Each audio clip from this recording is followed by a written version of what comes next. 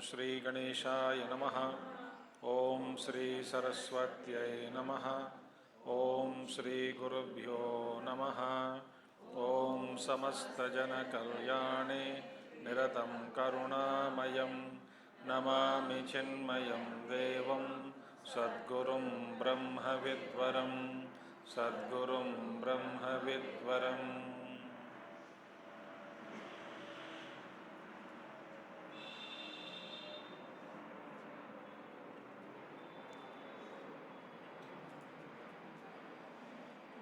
ॐ व्यासं वसिष्ठनप्तारं शक्तेः पौत्रमकल्मषं पराशरात्मजं वन्दे शुकतातं तपोनिधिं।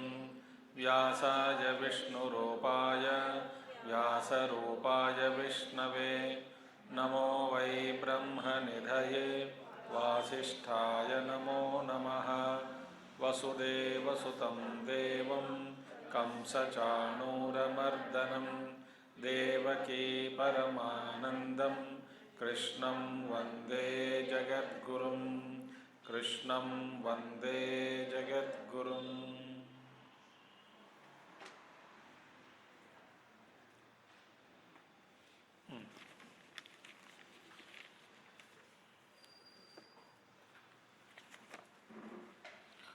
श्रीभगवानुवाच परं भूयः प्रवक्ष्यामि ज्ञानानां ज्ञानमुत्तमं यज्ञात्वा मुनयः सर्वे परां सिद्धिमितो गताः। परं भूयः भूयः प्रवक्ष्यामि परं ज्ञानं ज्ञानानाम् उत्तमम्। ज्ञानानाम् उत्तमं ज्ञानं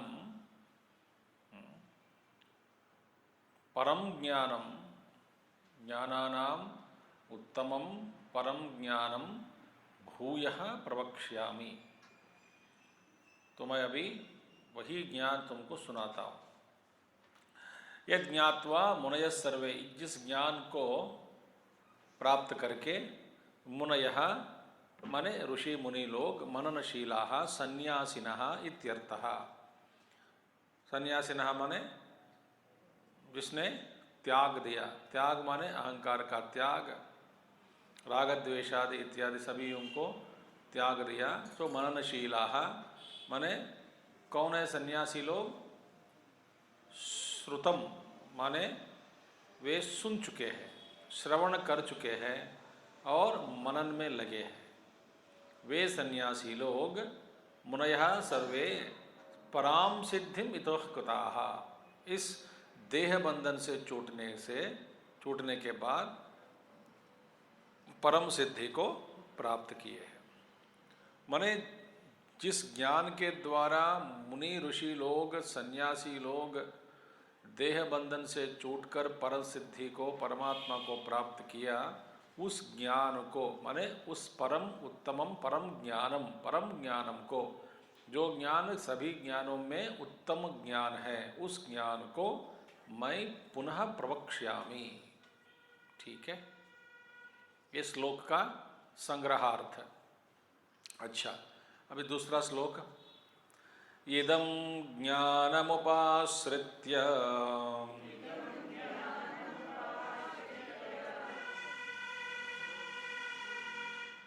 मम साधर्म्यमागताः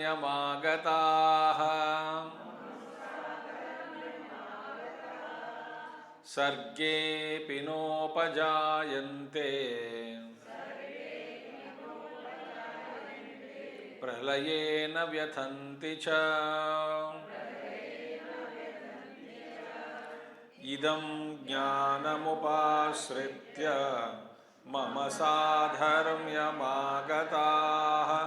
सर्गेऽपि नोपजायन्ते प्रलये न व्यथन्ति च। भगवान कहते हैं इदं ज्ञानम उपाश्रित्य, अनुष्ठान करके इस ज्ञान को, किस ज्ञान को अभी मैं बताने वाला हूँ। उपाश्रित्य मम साधर्म्यम आगताः सर्गे अपि न उपजायन्ते प्रलये न व्यथयन्ति व्यथयन्ति व्यथन्ति च। इदं ज्ञानम यथोक्तम ज्ञानम। यथोक्तम ज्ञानम माने उत्तम ज्ञानम। इदम ज्ञानम माने दिस नॉलेज। कौन सा नॉलेज, कौन सा ज्ञान? उत्तमम ज्ञानम। जिस ज्ञान को पाकर के ऋषि मुनि लोग पराम सिद्धि को प्राप्त किया, परसिद्धि को। उपाश्रित्य यथोक्तम उत्तमम ज्ञानम, जो बतलाने जा रहे हैं या बता चुके भी हैं, से पूर्वाध्यायों में बता चुके भी हैं और इसी अध्याय में बताएंगे भी। उस ज्ञान को उपाश्रित्य ज्ञान साधनम अनुष्ठाय इति एतत्। ज्ञान का जो साधन है उसको अनुष्ठान के रूप में अनुसरण करके। अनुष्ठान ज्ञान साधन क्या है? अमानित्वादि ये अच्छे इन सभी ज्ञान साधन के बाद फिर श्रवण मनन निधिध्यासन। तो मनन में पहुंच गए, श्रवण कर चुके हैं, मनन में पहुंच गए हैं। श्रवण मनन से पूर्व ये सभी मूल्यों का ये जरूरी है। मूल्य माने यहाँ पे वैल्यूज। क्या है साधन? ज्ञान का साधन क्या है? 13वां अध्याय में बता चुके। अमानित्वादि अदम्भित्वम अहिंसा क्षांति आर्जवम आचार्योपासनम शौचम स्थैर्यम आत्मविनिग्रह इंद्रियार्थेषु वैराग्यम अनहंकार एव च इत्यादि। तो इस ज्ञान साधन को ज्ञान साधनम अनुष्ठाय इति एतत्, अनुष्ठान के रूप में जीवन में उतारने के बाद। अनुष्ठान पर जरूरी है। अनुष्ठान माने निष्ठा। अनुष्ठान एक ही समय में प्रतिरोज एक ही विधान से और एक ही आसन पर बैठकर, एक ही दिशा में बैठकर, एक ही लगन के साथ लगातार जो किया जाता है उसको कहते हैं अनुष्ठान। एक ही मंत्र का उच्चारण, एक ही पूजा का विधान,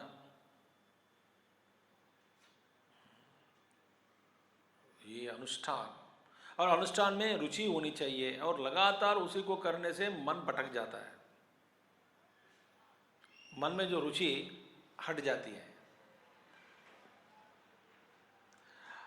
मन जब हट जाता है उसको फिर दोबारा खींचकर बाहर, फिर मार्ग पर खींचकर बाहर नहीं अंदर, अंदर खींचकर फिर मार्ग पर लगाने का काम हमारा प्रयास है।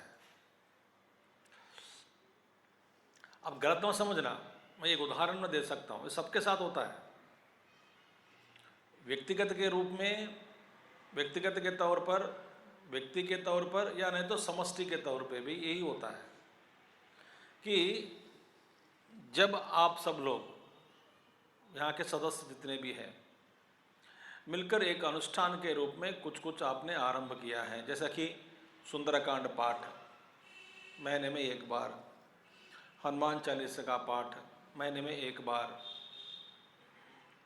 तो आरंभ किया है। संस्कृत में कहा जाता है आरंभ सूरत्वम। सुना आपने कभी? सूरता माने वीरता, आरंभ सूरत्व माने प्रारंभ में सूरता दिखाएंगे, वीरता दिखाते हैं कि देखिए अभी मैंने शुरू किया। जैसे कि नए नए किसी को बीमारी का भान हुआ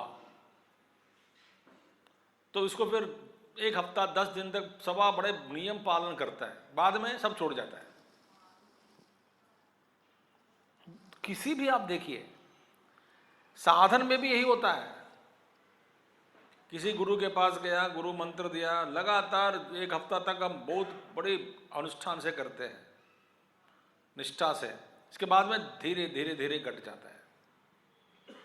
यहाँ पे भी समष्टि में भी यही होता है, सामूहिक रूप से, और व्यक्तिगत रूप में भी, व्यक्तिगत साधन के बारे में भी यही होता है। तो अनुष्ठान माने ज्ञान साधनम अनुष्ठाय माने लगन के साथ मन को एकाग्र लगाकर, एकाग्र चित्त बनाकर मन को एकाग्र चित्त से और बिना आयास, आयास माने प्रयास, बिना एफर्ट्स, एफर्टलेसली, इसका मतलब एफर्टलेसली। अब देखिए, जहां प्रेम है वहां अनुष्ठान हो जाता है, प्रेम घट गया अनुष्ठान भी घट जाता है।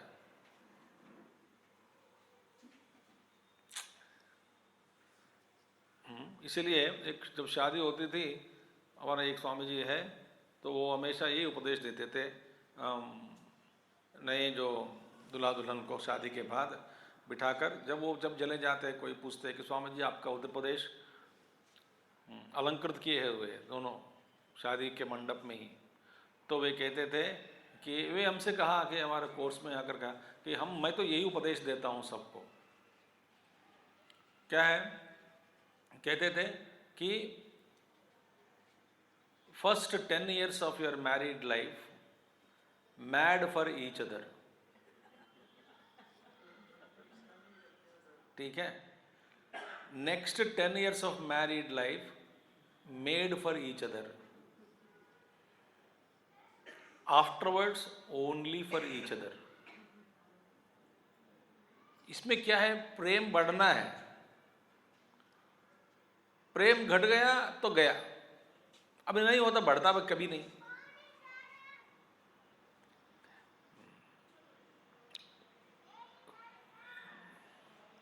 तो किसी लगातार कोई भी काम हम करते हैं, अनुष्ठान के रूप में स्वीकार करते हैं, ये बड़ी कठिन है, आसान नहीं है। तो ज्ञान साधन को अनुष्ठाया, अनुष्ठान के रूप में लगातार करने के बाद थोड़ी सी तो जिद तो होनी चाहिए मार्ग पर, अपने लिए। दूसरों की दृष्टि से जिद मत बनो, मगर आप अपने लिए जिद्दी बनो कि मैं उठूंगा ही उठूंगा 3-4 बजे 5 बजे, मैं करूंगा ही करूंगा। मन भटकता है, भटकने दो मन को, मैं तो नाम नहीं छोड़ूंगा, मैं कुछ श्रवण करूंगा ही करूंगा, कुछ भी हो जाए शरीर के लिए, जितना तक मैं होश में हूं तो मैं जाके सुनूंगा लेक्चर और मना कर लूंगा। ऐसा संकल्प का एक लगातार लगाने के बाद ये अनुष्ठान हो गया। अद्भुत है। उपाश्रित्य ज्ञान साधनम अनुष्ठाय इति, अनुष्ठान करके इत्यादि इति अर्थः। तो यथोक्तम, ऊपर कहे गए जिस ज्ञान को, पहले गए गए ज्ञान या न तो आगे कहने वाले बतलाने वाले जो ज्ञान है, उस ज्ञान को अनुष्ठान के रूप में इदम ज्ञानम उपाश्रित्य मम साधर्म्यम आगताः। मैं धीरे धीरे जा रहा हूं। मम साधर्म्यम, देखिए मम माने परमेश्वरस्य और साधर्म्यम मत स्वरूपताम आगताः। देखिए, समान धर्म को हो जाते हैं, समान धर्म। साधर्म्य माने वास्तव में साधर्म्य माने समान धर्म, मगर ये समान धर्म नहीं बनता, इधर बैठता नहीं वो अर्थ। क्यों नहीं बैठेगा?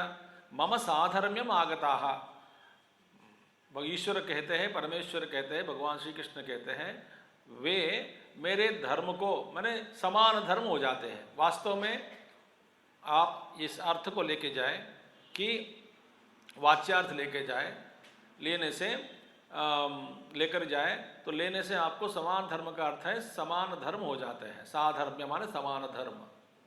अब देखिए, समान धर्मता यहाँ पे ये नहीं बैठेगा, समान धर्म, क्योंकि ईश्वर शास्त्र के अनुसार ईश्वर निरअवयव और निर्गुण है। ईश्वर निरवयव निर्गुण के कारण ईश्वर में कोई धर्म नहीं है। जहां गुण है और जहां अवयव है, रूप है, उसका कोई धर्म होता है। जहां पे ईश्वर का रूप नहीं है, गुण भी नहीं है, तो धर्म कहां से आए? तो ईश्वर में धर्मी धर्म भाव नहीं है। फिर साधर्म्य माने कैसा अर्थ लिया जाए? क्योंकि समान धर्म को माने एक वस्तु है, नीच वस्तु, उत्कृष्ट वस्तु का धर्म अलग है, नीच वस्तु का धर्म अलग है। नीच वस्तु कुछ रूपांतरण के कारण उत्कृष्ट वस्तु के धर्म को प्राप्त किया, तब क्या होगा? ये नीच वस्तु भी उत्कृष्ट वस्तु के समान हो गया, तो साधर्म समान धर्म हो गया। समान धर्म को प्राप्त किया एक वस्तु दूसरे वस्तु के साथ, ये बनता नहीं यहां पर, ये अर्थ गलत हो जाएगा। इसलिए भगवान शंकराचार्य जी मत स्वरूपताम आगताहा, यहां पे मम साधर्म्य माने मेरे स्वरूप को प्राप्त कर लेते हैं। प्राप्त करते हैं माने जीव ईश्वर के बीच में कोई भेद नहीं है, ये मेरा ही स्वरूप हो जाता है। मेरा स्वरूप क्या है? सच्चिदानंद। साधक क्या बनेगा? इस ज्ञान साधन को अनुष्ठान के रूप में स्वीकार करके मुनयः सर्वे मननशीलाः, मुनयः सर्वे तो मुक्ति पाते हैं। कैसे? इस ज्ञान का जो साधन है, तो इस साधन को अपनाकर अनुष्ठान के रूप में जीवन में उतारने के बाद, अब जब अनुष्ठान के रूप में जब जीवन में उतारते हैं, वहां पे समय की सीमा नहीं होती, याद रखना। लक्ष्य प्राप्त करने में कुछ कुछ चीज़ों में समय का भी एक सीमा होती है। अच्छा, समय की सीमा होती है तो ठीक है, मगर जैसे कि आप इंजीनियरिंग पढ़नी है तो 5 साल 6 साल, डॉक्टर बनना है तो 6 साल, इंजीनियर बनना है तो 4 साल, ये समय की सीमा होती है। ये निर्धारित एक समय है, इस समय का निर्धारण किया गया कि तुम 4 साल में इंजीनियर बनना है तो पढ़ सकते हो। मगर लक्ष्य, ये परमात्मा विषयक जो लक्ष्य है, उस लक्ष्य की प्राप्ति में हम एक समय लगा नहीं सकते हैं। इसलिए बहुनाम जन्मनाम अंते ऐसा भगवान कह दिया। पुनः भगवान ने ये वचन नहीं किया जब से तुम गीता का श्रवण करोगे, करना आरंभ करोगे, तुमको 18 महीने में मुक्ति दिला देता हूं, ऐसा नहीं कहा। तो वहां पे समय की सीमा नहीं है, कब होगा किसी को पता नहीं। यमई वैश्य वृणते तेन लभ्यः, उपनिषद वाच्य है। तो ब्रह्म जिसको चुनता है उसको मिलेगा, या जो ब्रह्म को चुनता है उसको मिलेगा। तुम पहला ब्रह्म को चुनो या ब्रह्म तुमको चुनेगा, चुनना पहले होना चाहिए। तो समय, तो अनुष्ठान माने लगातार जब तक आप जीवित है तब तक आप इस अनुष्ठान को करते ही रहना है। इसलिए आप बड़े बड़े महात्मा लोगों को देखिएगा, हमारे पूज्य गुरुदेव को देखिएगा, अपने जो सारा जो कर्म है, अपना जो साधन है, साधन माने तो प्रचार काम है, सुबह से 3 बजे से लेकर के रात को 11:30 बजे तक सोते नहीं थे। बीच में थोड़ा 1 आधा घंटा आराम करके फिर प्रवचन में लगे रहते। 3 बजे से नहा के फिर खत लिखते थे सभी को, 50, 60, 70 लाख खत, 2, 3, 5 घंटे, फिर सुबह 6:30 बजे 7 बजे क्लास होती थी। इस तरह का जो व्यवहार, यही अनुष्ठान है जीवन का। कब तक? ये अंतिम, जब तक शरीर है तब तक गुरुदेव ने ये काम किया है। तो जब तक है जीवित, जब तक स्मरण है, जब तक भान है, तब तक भगवान का, ईश्वर का स्मरण।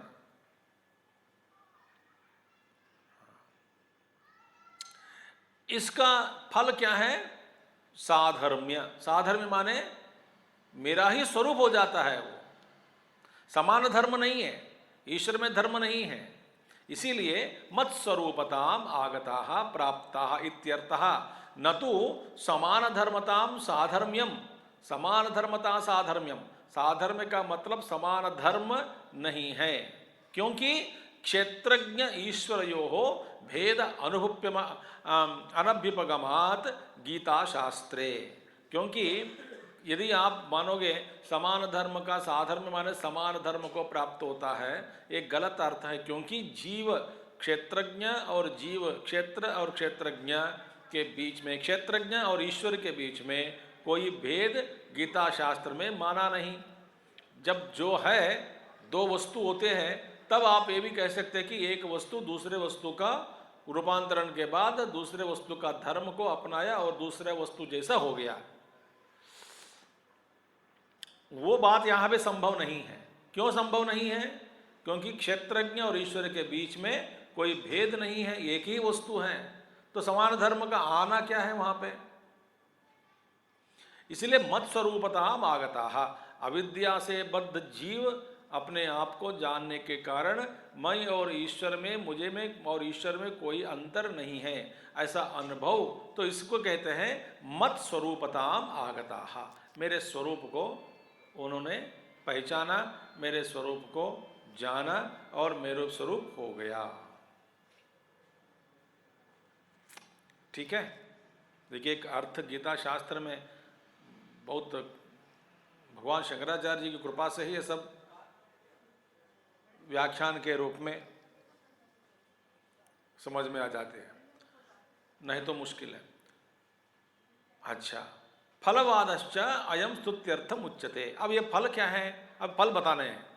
ये फल क्यों बताते हैं? ज्ञान का फल स्तुति के लिए, ज्ञान की स्तुति के लिए ही अभी इसका फल बताएंगे। किसका फल?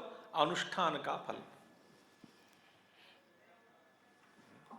तो मम स्वरूप, आपको क्या हुआ? आप अपना स्वरूप को प्राप्त किया, अपना स्वरूप को प्राप्त कर लिया। करने के बाद क्या मिलेगा हमको? है ना, ये फल बुद्धि हम में बहुत घुस गया, ऐसा बुद्धि घुस गई अंदर। ऊपर ऊपर से कहते तो है हम सब कि हमें फल नहीं चाहिए, फल नहीं चाहिए, भीतर तो मांगते हैं, जो ईश्वर देते हैं वो लेते हैं, वो लेंगे। माने ईश्वर कुछ ना कुछ देंगे, ये अपेक्षा है। एक और कह, इसी श्वास में, एक ही श्वास में कह देता है ये वाक्य, हमें तो कुछ नहीं चाहिए, जो ईश्वर देता है वही हम स्वीकार करते हैं। माने ईश्वर देता है, एक भरोसा है, और ईश्वर देता है, देना भी है, ब्रैकेट में लगा देते हैं। हमें कुछ नहीं चाहिए ऐसा छोड़ते नहीं। देखिए आप व्यवहार में भी, हमें कुछ चाहिए नहीं, ईश्वर की कृपा। फिर यह गुण है। इसलिए फल स्तुति अर्थम, ज्ञान की स्तुति के लिए ही अभी फल का फलवादश्च अयम स्तुत्यर्थम उच्यते। इसका फल के बारे में बताते हैं। क्या है? सर्गे अपि सृष्टि काले अपि न उपजायन्ते न उत्पद्यन्ते। सृष्टि काल में फिर दोबारा इस संसार में लौटता नहीं। देखिए, मैं आपको एक स्पष्ट कर देता हूं। इसका अर्थ कई महात्मा लोग सृष्टि काल में फिर दोबारा इस संसार में जन्म नहीं लेता। क्यों लेता नहीं? क्योंकि वासनाओं के कारण नहीं लेता, वासनाएं खत्म हो गई। अच्छा, यदि एक जैसे नारद जी को भगवान ने कहा, विष्णु भगवान, फिर दोबारा कल्प की जब सृष्टि होती है तब उनकी सृष्टि की गई, फिर नारद जी बाहर आ गए। यदि महात्मा लोग कहते हैं ईश्वर चाहते हैं कि तुम इस संसार में लौटकर कुछ काम के लिए एक झाड़ू लेकर भगवान ने आपको भेजते हैं संसार में, तब आना होता है, मगर आपकी अपनी इच्छा से नहीं। भेजने वाला ईश्वर भी है, करवाने वाला भी ईश्वर भी है, उसी को कहते हैं अवतार।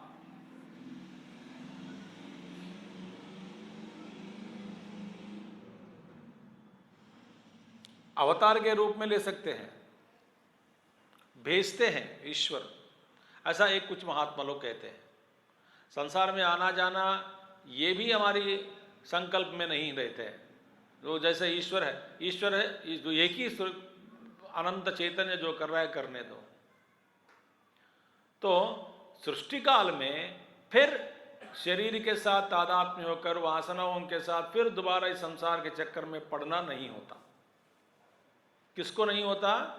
जो ज्ञान साधन को अनुष्ठान के रूप में स्वीकार करके जीवन में उतार के अनुष्ठान किया। वो अनुष्ठान का फल क्या है? मम साधर्म्यम आगताः, मेरे स्वरूप को वे प्राप्त कर लेता है, मेरा जैसा हो जाता है, हो जाता, मेरा जैसा माने मेरा स्वरूप को, मेरा स्वरूप बन जाता है, मेरा ही स्वरूप बनता है। ठीक है, फिर इसका फल क्या है? फिर भावी काल में जब सृष्टि बनती है कल्प में, कल्पोदय में, तब ये जन्म नहीं लेगा। और प्रलये ब्रह्मण अपि विनाश काले न व्यथन्ति च व्यथाम न आपद्यन्ते न च्यवन्ति इत्यर्थः। भैया आप तो कह दिए कि होने वाले जो कल्प में मेरा जन्म नहीं होता, संसार में नहीं पड़ता हूँ, बहुत अच्छी खुशी की बात है, मगर इस प्रलय का दुख तो मुझे भोगना पड़ेगा क्या? इस कल्प, वर्तमान कल्प का जो प्रलय होने वाला है, उस प्रलय काल में मेरी स्थिति कैसी रहेगी? प्रलय काल भी बहुत दुख है। भगवान कहते हैं प्रलय में भी प्रलय होता है, मगर तुझको कुछ नहीं होता, तू दुख नहीं भोगता, न व्यथा नहीं पहुंचती। देखिए, इसलिए इसी दुनिया में जहाँ पे कई कष्ट हैं, हजारों करोड़ों लोग कष्ट भोग रहे हैं, उन्हीं के लोगों में से एक जैसा कोई भक्त हो सकता है, अनन्यास चिंतयन्तो नाम, वो कैटेगरी वाला, उसको भगवान बचा के रखता है और उसके द्वारा उसको दिखाकर लोगों में आस्था बढ़ा देते हैं, ईश्वर के प्रति आस्था। देखिए ये भगवत भक्त हैं, इनको कुछ नहीं होता, कुछ नहीं छूता। वो कहते हैं कि मैं कुछ नहीं कर रहा हूं, ईश्वर कर रहे हैं। तो ऐसे लोगों को भगवान, ऐसे लोगों का झलक दिखाते हैं दुनिया में, ताकि बाकी लोग इनका अनुसरण करने के लिए प्रेरणा प्राप्त करें। ये तो उदाहरण रूप में संचार उदाहरण है, ये सब घूमने फिरने वाले उदाहरण है।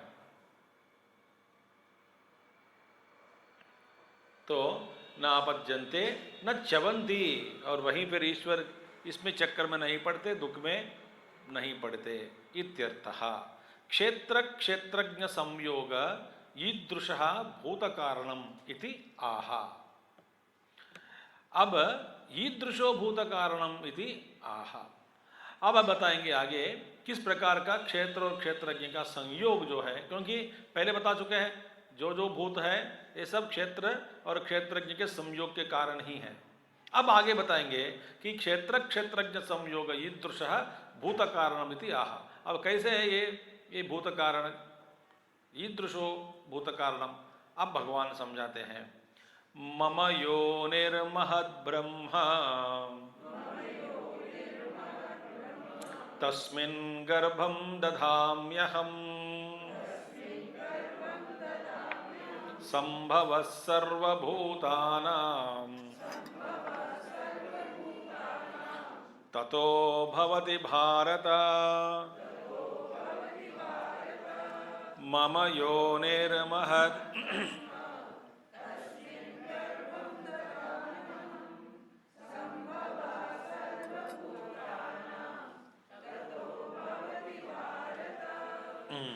अब भगवान कहते हैं ये भूत कारणम ईदृशो भूत कारणम इति आहा। एक क्षेत्रज्ञ क्षेत्रज्ञ संयोग जो भी है, कैसे भूत कारण माने भूतों की उत्पत्ति का कारण बन गया। अभी कारण में क्या है? सत्वरजस्तमो गुण आता है, त्रिगुणात्मिका माया, माया माने त्रिगुणात्मिका, त्रिगुणात्मिका माने फिर त्रिगुण से आगे बताएंगे एक एक गुण से क्या क्या निकला है, क्या है, सिर्फ छुटकारा कैसे पाएंगे। ममा स्वभूता मदीया माया, देखिए बार बार भगवान कहते हैं कि ये मेरी प्रकृति है। ईश्वर के सिवा इस सृष्टि में ऐसा कोई भी व्यक्ति नहीं है हिम्मत से ये कह सके कि ये प्रकृति मेरी है।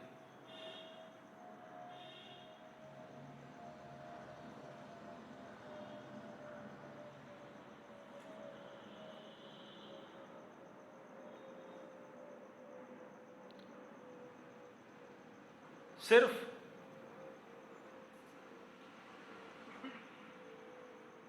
ईश्वर ही कह सकते हैं कि ये प्रकृति मेरी है, मेरे अधीन है। हमारे अधीन चींक भी नहीं है। हमारे चींक क्या देखो अधीन कर सकते हैं क्या आप? एक चींक आए, रोक ट्राई करो रोकने का, नाक बंद करते मुंह से निकल जाता है फुस करके। हमारे अधीन कोई नहीं है, हम काल के अधीन है, प्रारब्ध के अधीन है, कर्म के अधीन है। अब कितना भी युद्ध करो मरेंगे ही सब लोग, बीमारियां आ जाती है।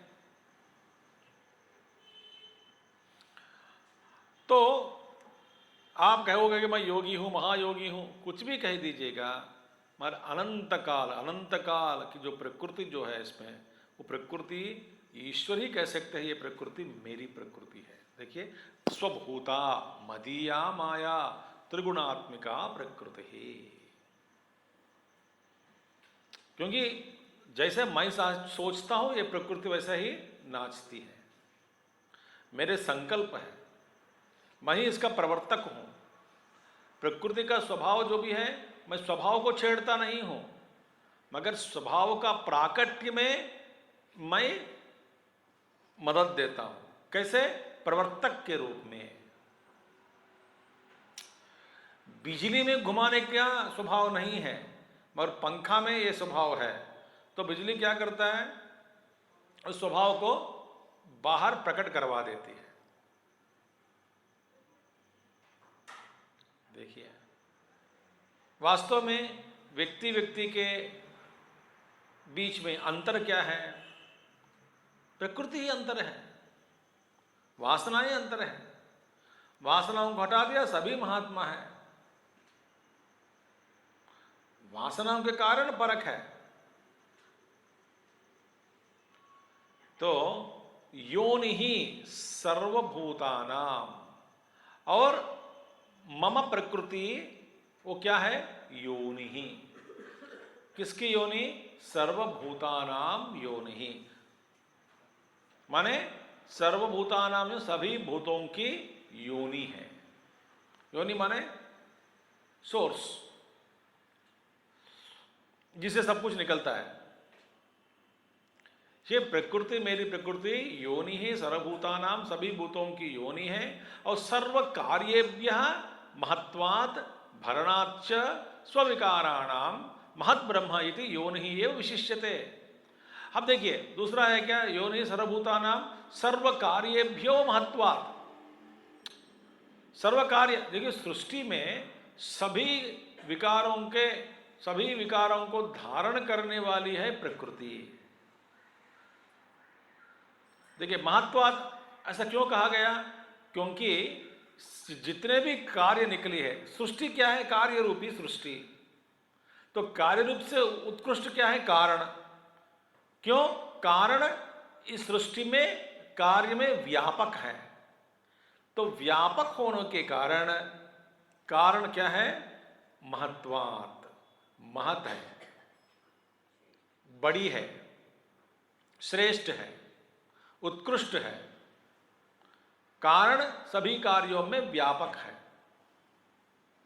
समझ में आ रही हिंदी है? नहीं तो हाँ जी, some faces are expressing the cause is pervading the effects.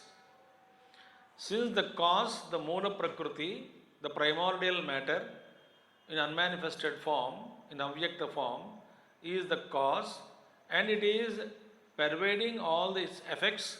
Therefore, the cause is superior to effects. Hence, the cause is referred as mahat.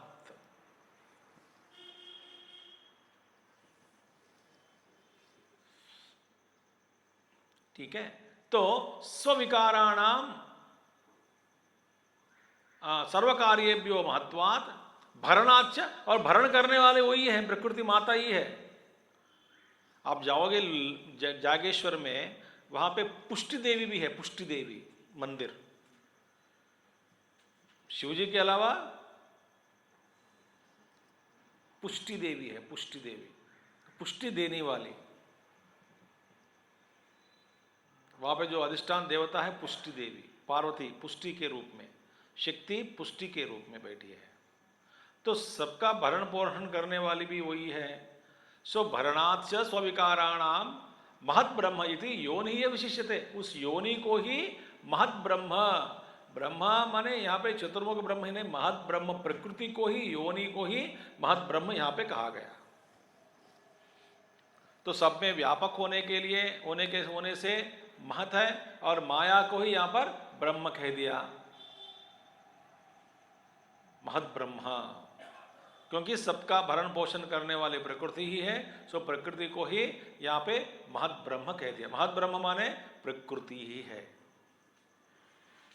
यहाँ के अर्थ में।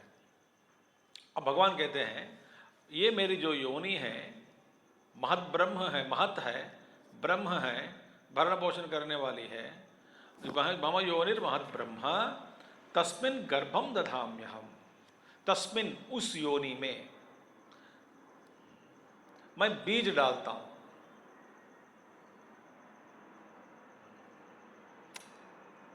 तस्मिन् गर्भम दधाम्यहम्।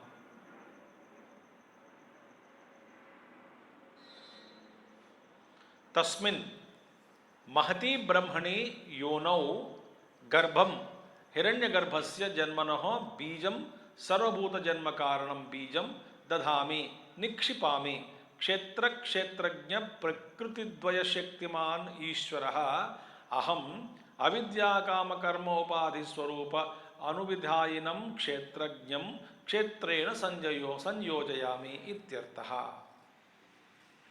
तस्मिन् महती ब्रह्मणि, उस महत ब्रह्म में, उस महत ब्रह्म में वो क्या है, योनौ, उस योनि, महत ब्रह्म रूपी योनि में, योनि माने वहाँ पे मूल प्रकृति, जिसको हमने कहा महत ब्रह्म, उस महत ब्रह्म योनि में गर्भम, गर्भम हिरण्यगर्भस्य जन्मनः बीजम, हिरण्यगर्भ की उत्पत्ति के लिए बीज मैं उस प्रकृति, महत प्रकृति में मैंने डाल रखा हूं।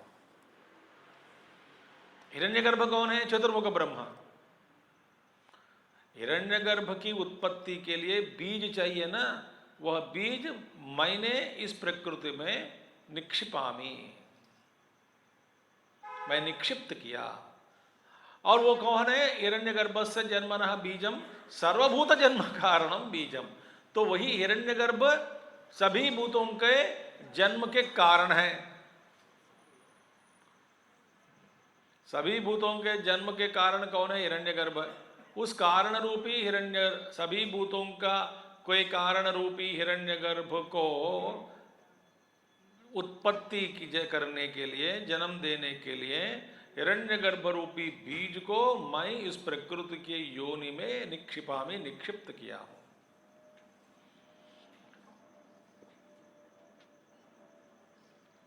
ठीक है, समझ आ गया बात? और सर्वभूत जन्म कारणम बीजम दधामि निक्षिपामि।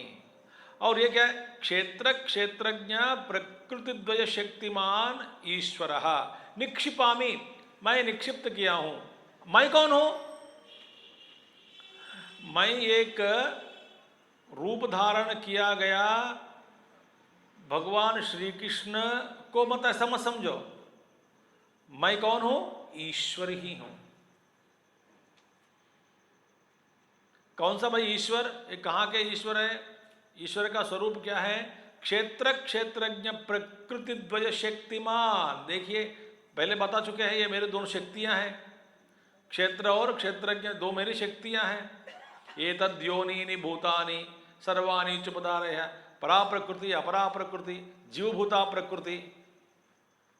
देखिए तो उस जो प्रकृति जो है क्षेत्र और क्षेत्रज्ञ रूपी, क्षेत्र क्षेत्रज्ञ प्रकृति द्वय, क्षेत्र ही प्रकृति के रूप है, क्षेत्रज्ञ दोनों प्रकृति से।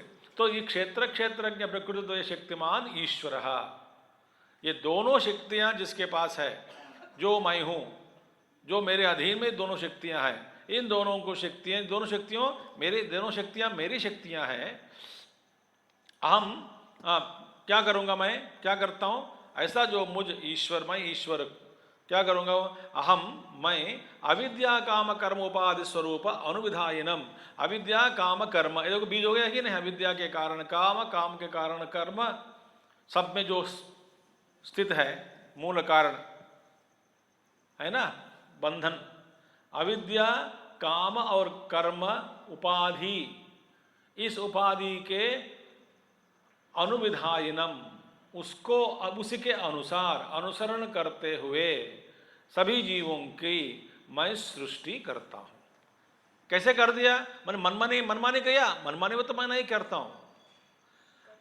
ऐसा नहीं कि मैं मनमानी से सृष्टि करता हूं, नहीं। इसीलिए गुरुदेव कहते थे this is a Cosmos and not a chaos. इसमें कोई एक ऑर्डर है, एक विधान है, एक नीति है, एक धर्म है, एक क्रम है, एक क्रम है, नीति है, विधान है, धर्म है इस सृष्टि के पीछे। तो उसके अनुसार यह सृष्टि चल रही है अनादिकाल से। मनमानी करने लगे तो फिर ये सृष्टि नहीं हो सकती, हल मच जाएगा, पाप पुण्य नष्ट हो जाएगा, धर्म अधर्म का विवेक भ्रष्ट हो जाएगा। आप एक मैच ही ले लीजिए, मैच यू स्ट्राइक करो तो आग निकलता है। ऐसा जो धर्म माने प्रचोदन करने से, प्रचोदन के लिए सम्मुख जो अग्नि महादेव, उनको आदेश किया गया कि जब जब ये नियम का पालन मनुष्य लोग करते हैं, कि जब जब तुम्हारे लिए प्रचोदन के लिए वे आदेश देते हैं कुछ क्रिया के द्वारा, आपको प्रकट होना ही होना है, आप मना नहीं कर सकते। ये आदेश अग्निदेव को दिया है। नहीं ये मूर्ख है तो भी, ये मंद है तो भी, ये आदेश दिया है ईश्वर ने। वहां पे अग्नि अपना विवेक नहीं करता।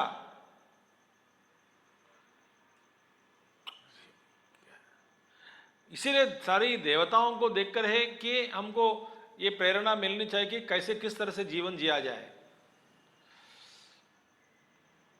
सूर्य भगवान को आदेश दिया है कि लोग उठे ना उठे, अब अपना काम कीजिए।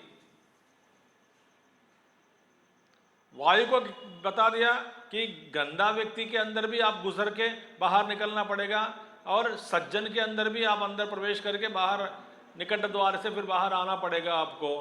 आप ये विवेक नहीं कर सकता, ये मूर्ख है, ये घमंडी है, ये सृष्टि के लिए एक कारण, ये मैं निश्चय करता हूं उसको मारना या ना मारना, तुम्हारा निश्चय नहीं होता यहां पे। इसलिए एक सिनेमा डायलॉग है, कानून अपने हाथों को में मत लेना चाहिए, कानून को अपना काम करने देना। माने ये विश्व का जो कानून है वो भी अपना काम करेगा, ईश्वर के अधीन है। इसलिए अविद्या काम कर्म उपाधि स्वरूप अनुविधानम, इसके अनुविधान से माने जैसे उसका अनुसरण करते हुए, जैसे कर्म अविद्या काम कर्म है जीवों की, उसके अनुरूप ही सृष्टि होती है। अब मेरी जो सृष्टि बनी है, मैं जिस सृष्टि में मैं जीवन जी रहा हूं, जो मेरी सृष्टि है, ये मेरी सृष्टि मेरे ही अविद्या काम कर्म के अनुरूप है। शरीर की आकृतियां, लंबाई, चौड़ाई, कालापन या सफेद रंग, मंदबुद्धि, विक्षिप्त मन, धनी, भूखा मरा, रोज मरना हो रहा है भूख से, या नहीं तो ज्यादा खाना मिलता है, ये सब ये मेरे जो सृष्टि है, जिस तरह के जो लोग बैठे हैं, घूमते हैं, फिरते हैं, व्यवहार करते हैं, इस सृष्टि का आदेश, मेरी सृष्टि का आदेश भगवान ने किया है। मेरे लिए सृष्टि बना के रखा है। कैसे बनाए भाई? इसका आधार क्या है? तेरे ही अविद्या काम कर्म के अनुरूप से मैंने तुम्हारी सृष्टि मैंने रचना की इसकी।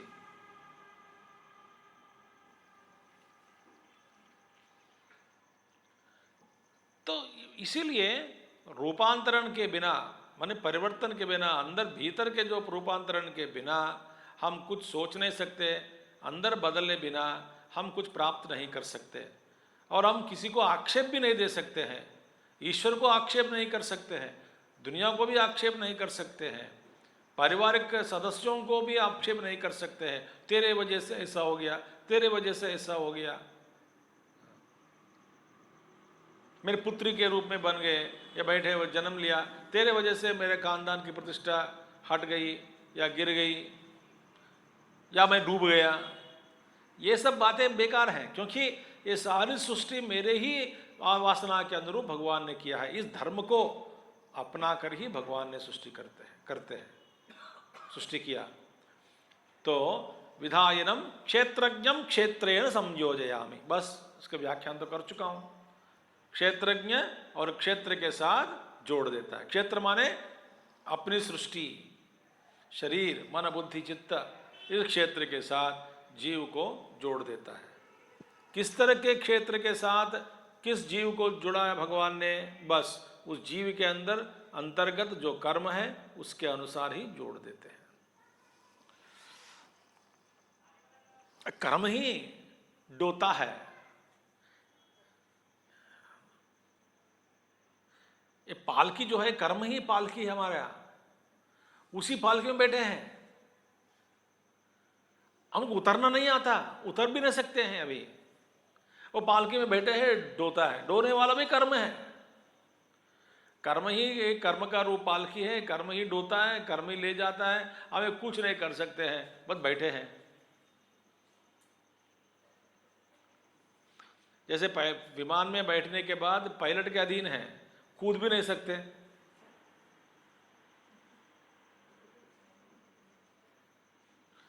कर्म में हमारा पता नहीं कैसा पायलट बैठा है अंदर। आप देख चुके हैं कुछ कुछ एक्सीडेंट कैसे हुए हैं। इसीलिए क्षेत्रज्ञ और क्षेत्र को संयोजयामि, संयुक्त मैं करता हूं। अद्भुत बात है कि नहीं। इसलिए ये सब भाष्य एक वाक्य सुनकर इसका फिर हम थोड़ा मनन करते हैं। मनन करने से बहुत कुछ मिलता है। मननशीला, इसलिए आपसे एक व्रत है। क्या व्रत है? आक्षेप करना छोड़ दो। मेरे दुर्भाग्य या सौभाग्य का कारण मैं ही हूं।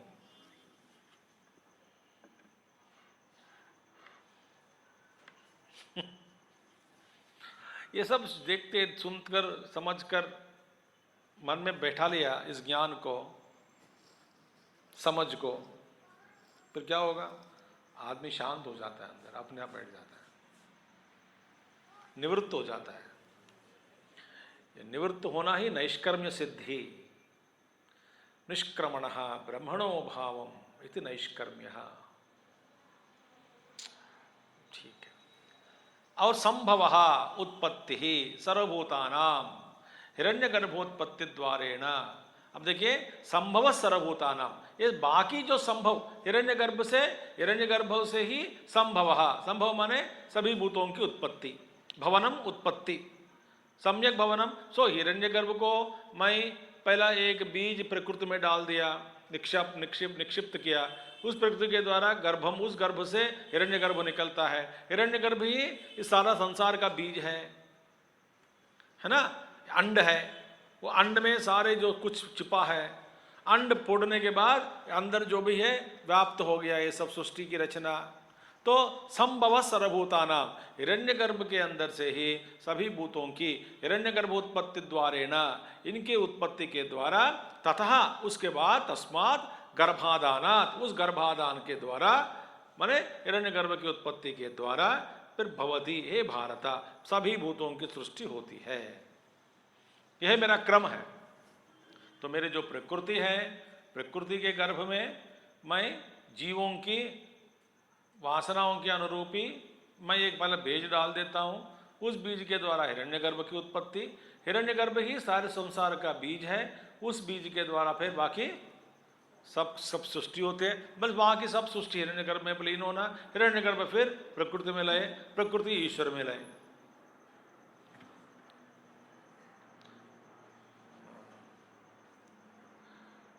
प्रकृति माने शक्ति, शक्ति का भान भगवान छोड़ दिया, शक्ति को भी अपने में विलीन कर दिया, तो अपने आप में बैठे हैं अद्वैतम।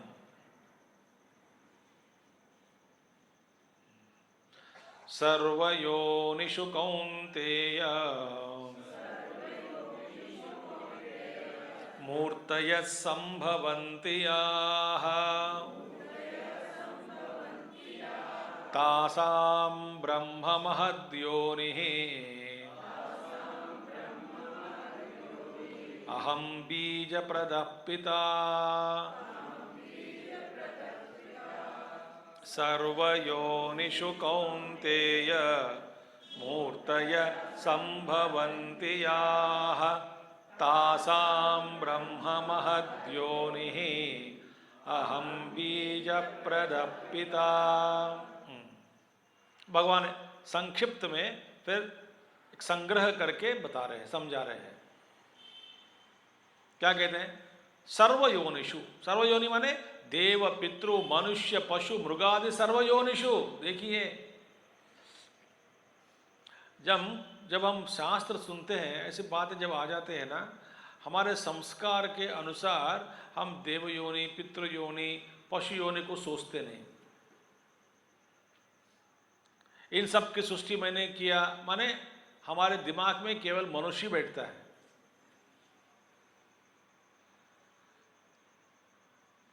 सभी भूतों की सृष्टि मैंने किया माने मनुष्य, अब पहले सर्वप्रथम मनुष्य रूपी आकृतियां आ जाती हैं।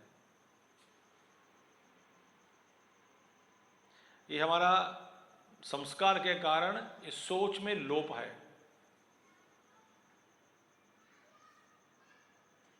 तो भगवान समझा रहे हैं, याद दिला रहे हैं, भैया योनि माने केवल मनुष्य योनि नहीं है।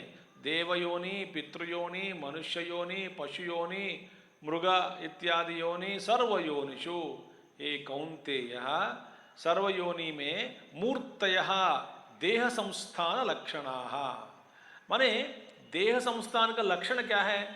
देह का लक्षण क्या है? अवयवः। देह का मतलब क्या है? कुछ अवयव होते हैं और अलग अलग शरीर बनाए गए।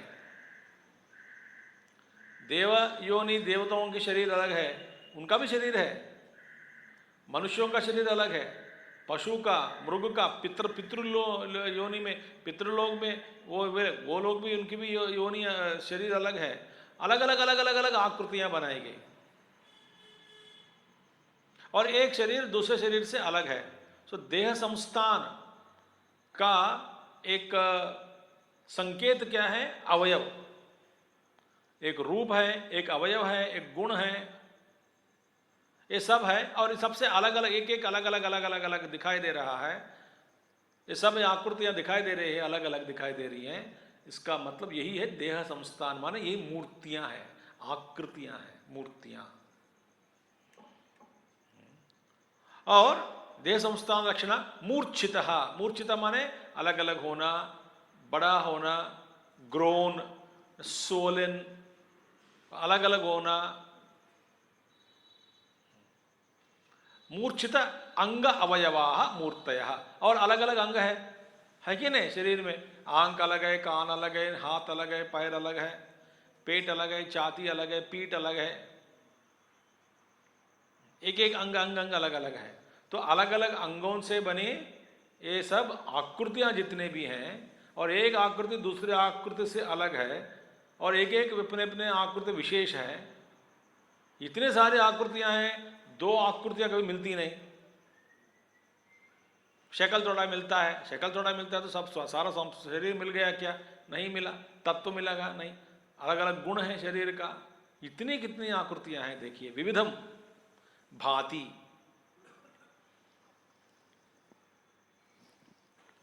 तो मूर्छित अंगावयवाः मूर्तयः, ये मूर्तयः, इसी को मूर्ति कहते हैं। मूर्ति माने अलग अलग शरीर, अलग अलग आकृतियां। या संभवंती, जिसकी जो सृष्टि की गई है, संभवंती याह, जो जिसकी सृष्टि आप सृष्टि में देख सकते हैं, तासाम, उन सब में, मूर्ति नाम, उन सभी मूर्तियों में, ब्रह्म महत् सर्व अवस्थाम योनि। ब्रह्म जो है, ब्रह्म माने प्रकृति। यहां पे महत् ब्रह्म माने कौन? प्रकृति। प्रकृति क्यों? भरण पोषण करने वाली, इसीलिए वहां पे महत ब्रह्म माने प्रकृति ही है, महत प्रकृति क्यों ही वहां पे महत ब्रह्म कहा गया, उससे हिरण्यगर्भ निकला। अब ध्यान से सुन रहे हैं।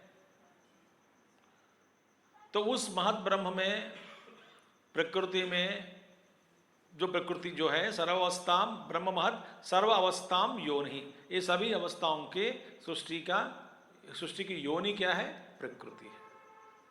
अच्छा, कारणम, योनि माने कारणम। और अहम ईशः बीज प्रदः गर्भाधानस्य कर्ता पिता, मैं बीज हूं, गर्भाधान करने वाला पिता हूं। और बीज के अंतर्गत क्या है, कैसे, किस तरह के बीज? जैसे अपने अपने वासनाएं के अनुसार जो बीज है, जैसे बीज।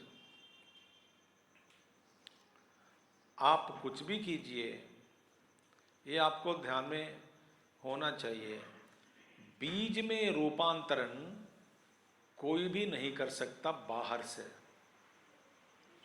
एक बीज आपने बोता है जमीन के अंदर, आप पानी डालते हैं, रोशनी देते हैं, है ना, कुछ उसको उसकी रक्षा के लिए अचारों और कुछ बनाते हैं ताकि जानवर कोई आके न खाए जाए। अब ये सब कुछ करते हैं, निकलता क्या है? जो अंदर बीज के अंदर जो है वही निकलता है।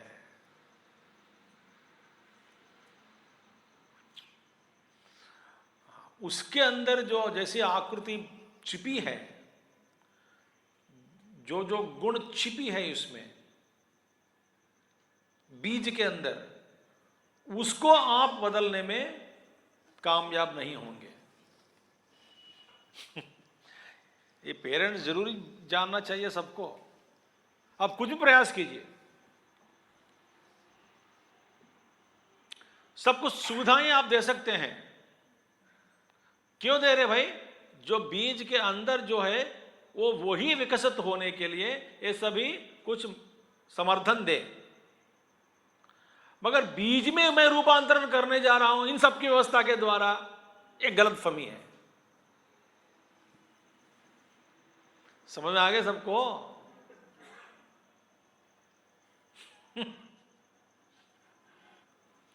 तो इसीलिए कहते हैं कि रागी मत बनो, रागी पुरुष या स्त्री मत बनो, बच्चों के प्रति ज्यादा मोह ममता में मत पड़ो। क्यों भाई? भाई जो अपनी प्रकृति लेकर के आए, भगवान ने क्या कहा? अविद्या काम कर्म के अनुसार एक एक जीव को अपने अपने क्षेत्र के साथ मैं जोड़ देता हूं, अलग अलग उन सबके लिए अपने अपने सृष्टि। भगवान देखिए कितना दयालु है, इस एक ही सृष्टि में सभी लोगों के लिए अपनी अपनी सृष्टि भी की बनी गई।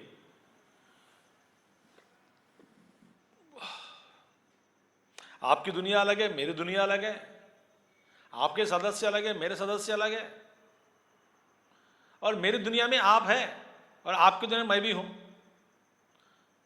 छोड़ना चाहते हैं मुझे, बस छोड़ने से मैं छोड़ता हूं आपको। सोचेंगे इनसे भागेंगे, भागने का प्रयास करो, देखते हैं भाग नहीं सकते, क्योंकि अब सब गुरुदेव के पास आ गए हैं, गुरुदेव के मुंह में बैठे हैं, वो छोड़ता नहीं किसी को, बोलते ओनली एंट्री एग्जिट नहीं, बाहर जाने का प्रवेश ये निकट द्वार नहीं है। तो इन्हीं के संसार में आ गया है। तो इसीलिए और भगवान कहते हैं मैं तो पिता हूं। इसलिए शिवलिंग को मूर्ति नहीं माना जाता है, क्योंकि उसमें अवयव रूपी कोई अंग दिखाई नहीं देता।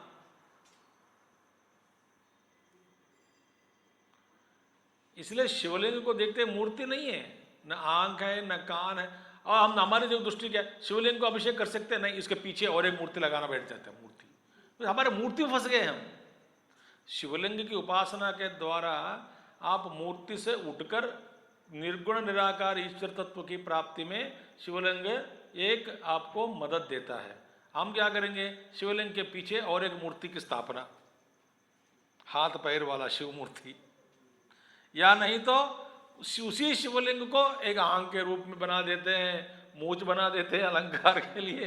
ये मूर्ति से हम ऊपर उठ नहीं सकते।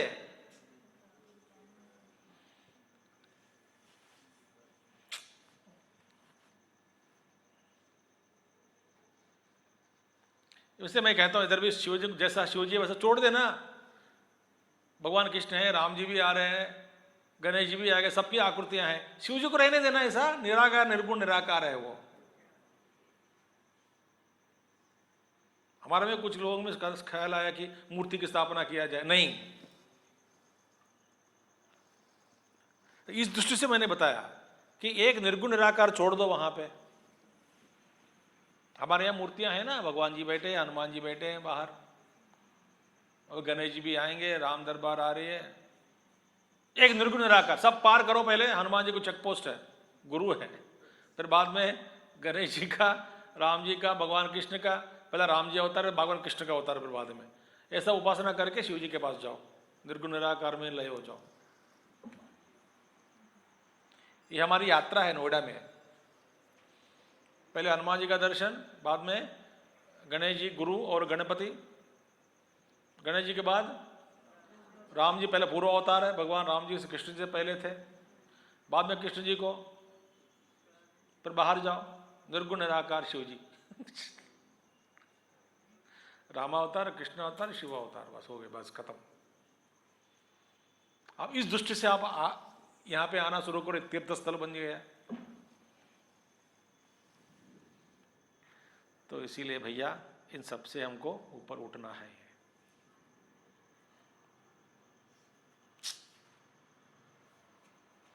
जब तक शिवजी की मूर्ति शिवलिंग में भी आप आकृति नहीं बनाते हैं पुजारी, हमको लगता है कि दर्शन नहीं किया, दर्शन किया ही नहीं हमको। कुछ नाक बना दिया, आंख बना, मूंछ बना दिया, भगवान को ऐसा बना दिया, ओह वो बड़ा सुंदर है। अलंकार के बाद दर्शन करने के लिए टिकट 1000 रुपया, बिना अलंकार देखने के लिए और एक 2000 रुपया कुछ मंदिरों में। अलंकार के बिना देखा नहीं, बैठे शिव जी बैठे, या न तो वहां पे बद्रीनाथ में देखो अलंकार के बिना नारायण जी का दर्शन होता है।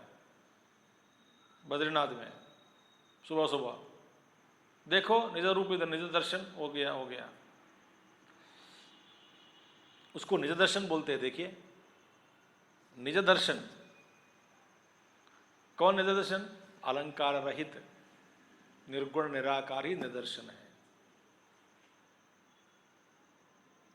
तो इसलिए जो भी आकृतियां बनी हैं, ये सब की सृष्टि के पिता मैं हूं, बीज प्रदान करने वाला मैं हूं, योनि महत ब्रह्म है। अब देखिए, के गुणाः कथम बध्नन्ति इति उच्यते। अभी कितने गुण हैं, कौन से गुण हैं, कैसे कैसे ये बंधन में डालते हैं, क्या क्या गुण हैं, प्रकृति से निकलते सारे गुण, ये भगवान अभी समझा रहे हैं। सत्वं रजस्तमयते गुणा प्रकृति संभवाः निबध्नन्ति महाबाहो देहे देहिनमव्ययम्।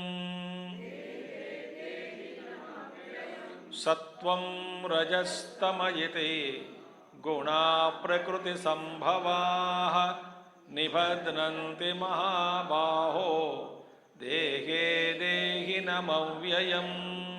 देखिए यहाँ पे अव्ययम देहिनम निबध्नन्ति देहे, देखिए भाष्य पे जाएंगे, प्रवेश करेंगे। ये अद्भुत बात है।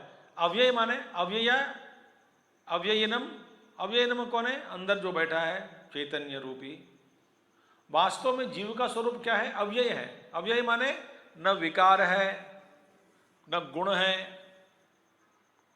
उस अव्यय रूपी देही को, देहिनम, देही में जो बैठा है, देहिनम, इस देही के साथ बंधन में डाल देती है। कौन? गुण। अव्यय को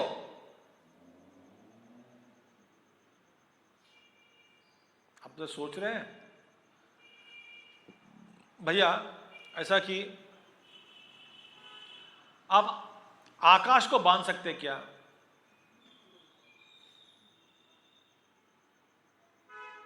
चलो आकाश खुला खुला है, कहीं एक जगह पे आप बांध कर दिखाओ, रस्सी दूंगा मैं।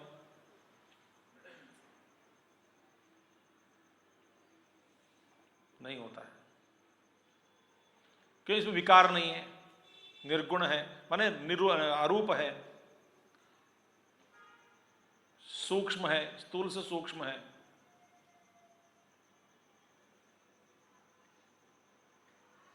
शास्त्र में इसका विचार अलग है, उदाहरण के लिए मैं दे रहा हूं।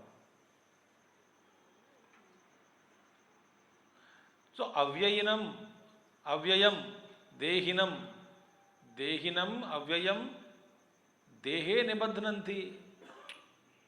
इस देही में अव्ययम अव्ययम जो देही है, जिसका न रूप है न गुण है, उसको ये बंधन में डाल देती है। कौन? गुण, रस्सी। जैसा कि आपने सुना होगा, चांद को कैसे पकड़ा जाए? बस कोई पात्र ले आओ, पानी डालो, बाहर ले जाओ, चांद को पकड़ में आ गया। चांद को हमने बांध दी। अब हाथ पकड़ के खेल सकते भी है। अब तो पकड़ा तो खुद के कारण अब वो हंसता है चंद भगवान पानी में। हाथ लगाया, चंद मामा हंसेगा, वो नाचता है अंदर, नहीं नहीं मुझे मत पकड़ो, मुझे मत पकड़ो। तो छोटा बच्चा खुश। ये हुआ क्या वास्तव में? जैसे आकाश को बांध दिया। कैसे बांध दिया? बस चारों ओर मिट्टी बना दिया, एक क्या बोलते हैं, गड़ा बना दिया, गड़ा के अंदर आकाश आ गया, तो आकाश को मैं बंधन में डाल दिया। ये ब्रह्म है, मगर ये गुण ऐसे ही है। अव्ययम देहिनम देहे निबध्नन्ति। जैसे आकाश को एक घड़ा के अंदर बंधन में डालना होता है, इसी तरह जीव को इसी देह में शुद्ध चैतन्य रूपी, जिसका स्वरूप है जीव का, अव्यय है, विकार रहित है, उसको इसके साथ बांध गए। अब देखिए भगवान का भाष्य, सत्वम रजः तम एव इति एवं नामानः। ये तीन नामों वाले ये जो गुण हैं, गुणाः इति पारिभाषिकः। पारिभाषिक माने वो व्यवहार के लिए चलाया गया कुछ नाम है, गुणाः इति पारिभाषिक शब्द।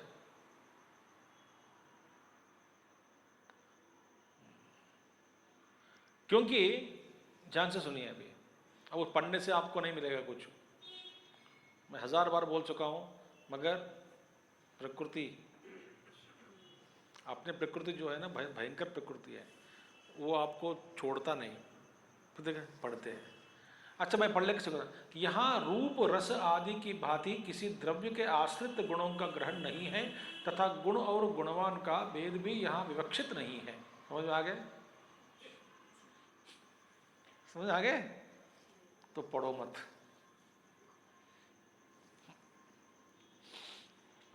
मुझे कभी पढ़ के हंसी आती है, क्योंकि समझ नहीं आता, मुझे भी समझ नहीं आता क्या बोलता है।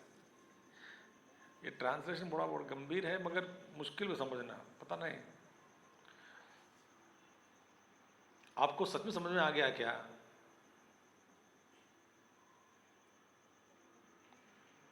देखिए, पारिभाषिक इति पारिभाषिकः शब्दः न रूपादिवत द्रव्य आश्रिताः। अब देखिए,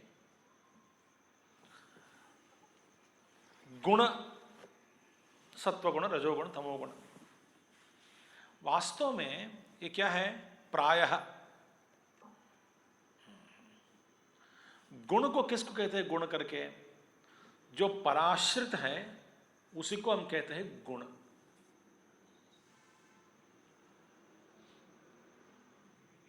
जैसे कि आप कहेंगे रूप एक गुण है ना, रूप एक गुण है, एक लंबा चौड़ाई जो भी है रूप है, एक गुण है।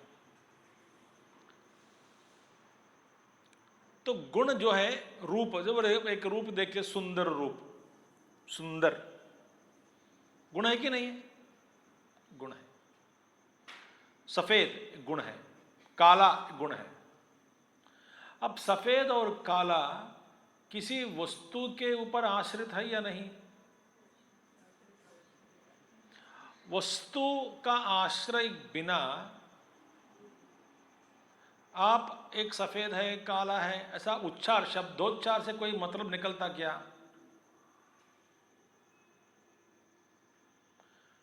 तो प्रायः जनरली क्या होता है, गुण क्या है? जो पराश्रित है उसी को हम कहते हैं गुण। द्रव्याश्रित, भगवान शंकराचार्य क्या है? द्रव्याश्रिताः, रूपादिवत द्रव्याश्रिताः गुणाः।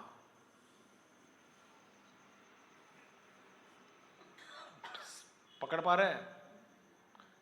द्रव्य के आश्रित है।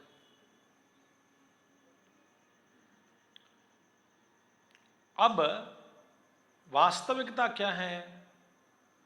सत्वरजस तमो गुण रूप से पहले ही आए हैं, ठीक है? तो आश्रय और आश्रिताः, तो वास्तव में वही आश्रय है, सत्वरजस तमो गुण आश्रय है, सबका आश्रय। बाद में रूप निकली, रंग ये सब निकला है। तो ये क्या हो रहा है अभी? द्रव्य पर आश्रित रूपादि जो भी गुण है, द्रव्य आश्रिताः जो भी गुण है, इसलिए कहते हैं कि वे गुण, बट क्या है? स्वत्वादि गुण जो भी है वे स्वयं आश्रय है, सबका आश्रय है। क्योंकि रूप रंग के बिना ही गुण है कि नहीं? गुण है। समझ आ रही है क्या आपको? आप ये नहीं कह सकते कोई रूप हो तभी गुण बनता है, रूप नहीं है तो भी गुण है। क्योंकि सृष्टि में क्या क्रम है? पहला मूल प्रकृति में सत्वरजस तमो गुण, सत्व से ही निकला है सब कुछ, रजस से कुछ निकला है, तमोगुण से कुछ निकला है, बाद में शब्द आदि, बाद में आकृतियां आई है, प्रकृति से पहले थी ना। तो इसलिए भगवान शंकर पारिभाषिक शब्द न रूपादिवत द्रव्याश्रिताः, ये गुण द्रव्य के आश्रित नहीं है रूपादिवत, क्योंकि वे आश्रय है। न च गुण गुणिनः अन्यत्वम अत्र विवक्षितम, तस्मात् गुणाः इव नित्यपरतंत्राः क्षेत्रज्ञं प्रति अविद्यात्मकत्वात् क्षेत्रज्ञं निबध्नन्ति इव तम आस्पदीकृत्य आत्मानं प्रतिलभन्ते इति निबध्नन्ति इति उच्यते। ते च प्रकृतिस्वभावा भगवान् मायासंभवाः निबध्नन्ति इव हे महाबाहो महान्तौ समर्थतरौ आजानुप्रलब्धौ बाहु यस्य स महाबाहुः। हे महाबाहो देहे शरीरे देहिनं देहवन्तं अव्ययम् अव्ययत्वं च उक्तम् अनादित्वात् इत्यादि श्लोके। ननु देही न लिप्यते इति उक्तं तत् कथं यह निबध्नन्ति इति अन्यथा उच्यते, अन्यदिति अन्यथा उच्यते। परिघृतम् अस्माभिः इव शब्देन निबध्नन्ति इव इति। तत्र श्लोक नेक्स्ट। ये सब का अर्थ विश्लेषण कल करेंगे, आज समय लगता है ना पूरा, तो मैं शुरू करूं फिर आपको एक तो बोल दिया गुण आश्रय द्रव्याश्रिताः प्रायः, इसका अर्थ फिर कल देखेंगे। ओम पूर्णमदः पूर्णमिदं पूर्णात् पूर्णमुदच्यते पूर्णस्य पूर्णमादाय पूर्णमेवावशिष्यते। ओम शांति शांति शांति। हरि ओम श्री गुरुभ्यो नमः। हरि ओम। सद्गुरुनाथ महाराज की जय।